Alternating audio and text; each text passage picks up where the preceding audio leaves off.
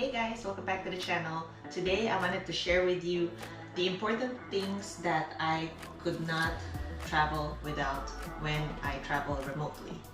So I hope you guys enjoyed the video.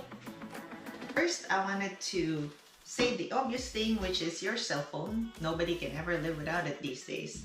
So I use my cell phone to navigate because I don't have a navigation system. I don't have even though my BMW is prepped for it, I actually just use my phone to navigate. And if you're watching my previous video, I explained why sometimes I don't feel comfortable that I am out there, remotely, and my phone is actually on my bike and I don't have a phone that's actually with me in case me and my bike get separated. So I ended up now getting a personal locator beacon, which is the second most important thing that I really would be comfortable to be out there alone and in the middle of nowhere, because you can send SOS and this should always be with you and not on the bike.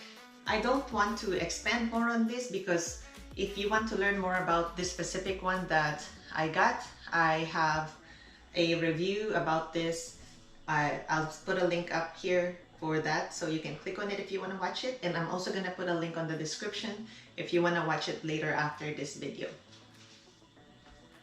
And as always, all of these, the links are in the description down below in case you are wondering where to get them or what they are.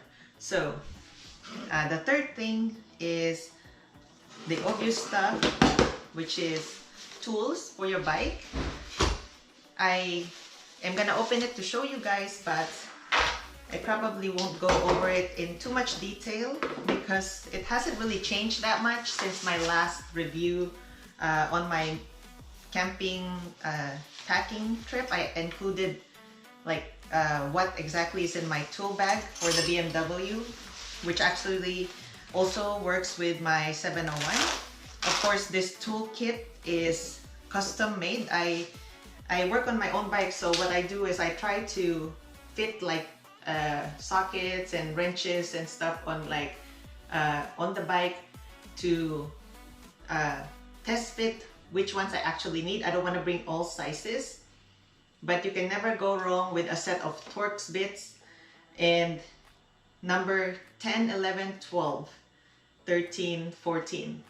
That number is always universal in all bikes. Actually, not just all bikes, even cars, but those are very popular sizes, and for the most part they're all metric sizes. A bunch of zip ties, my bead breaker, I bring with me super glue, I bring duct tape and thread lock.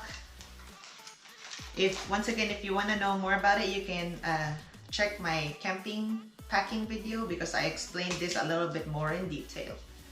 The next thing is this Dynaplug. So this is a mini air compressor, and I actually also have in here, check your tire pressure, but a tire patch kit. Just very small things that I can put on the bike and always carry with me when I go out there. And these are the cables that's in here. The compressor, they all fit nicely in there. So they have all these connectors, so you can use it for the BMW. You can plug it straight to your battery port, because I have a battery tender adapter plug, so I just plug it there if I need to, or you can plug it on the cigarette charger in the BMW.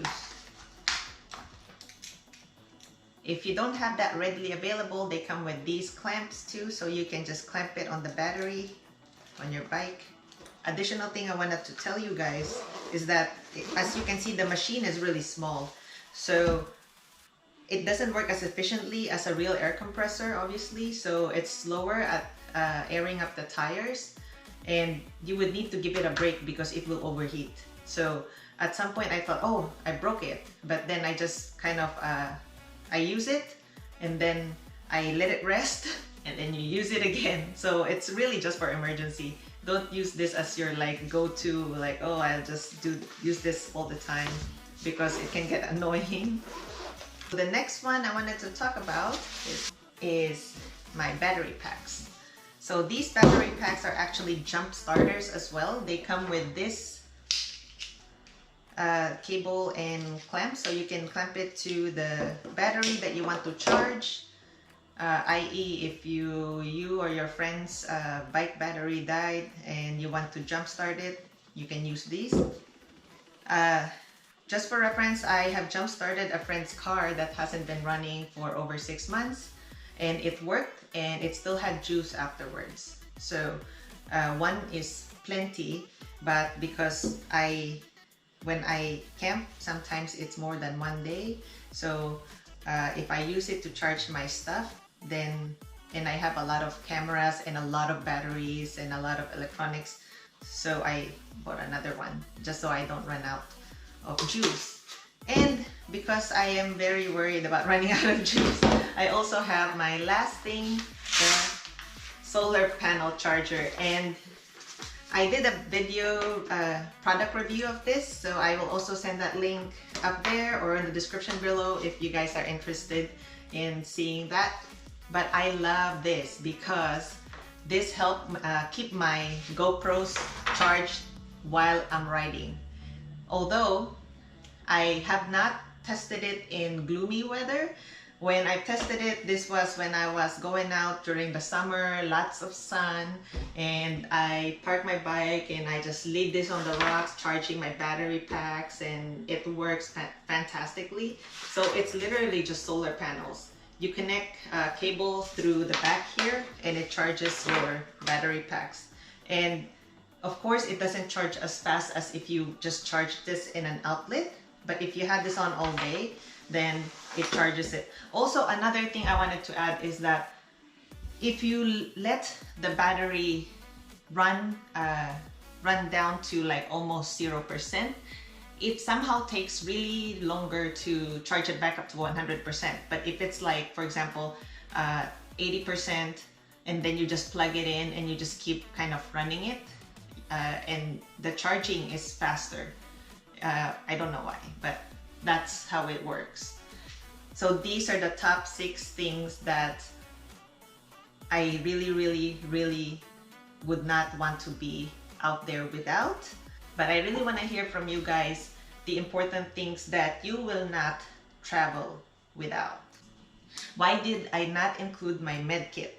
So I know looking at the SOS, yeah, medkit is very important, but that's probably in like the top 10. And if I absolutely must, and honestly I do bring that all the time, but if I did not bring it, like there's always other ways of being resourceful in doing you know, first aid with what you already have with you, such as your clothing, zip ties, duct tape, rope. You know, if you have a rope, use other things to patch your wound at the scene. Lastly, I wanted to add that thank you again for supporting me on Patreon, and thank you for supporting my channel by watching it and liking my videos and subscribing and telling your friends about my YouTube channel. Thank you so much. I really appreciate it, and I'll see you guys on the next video. Bye!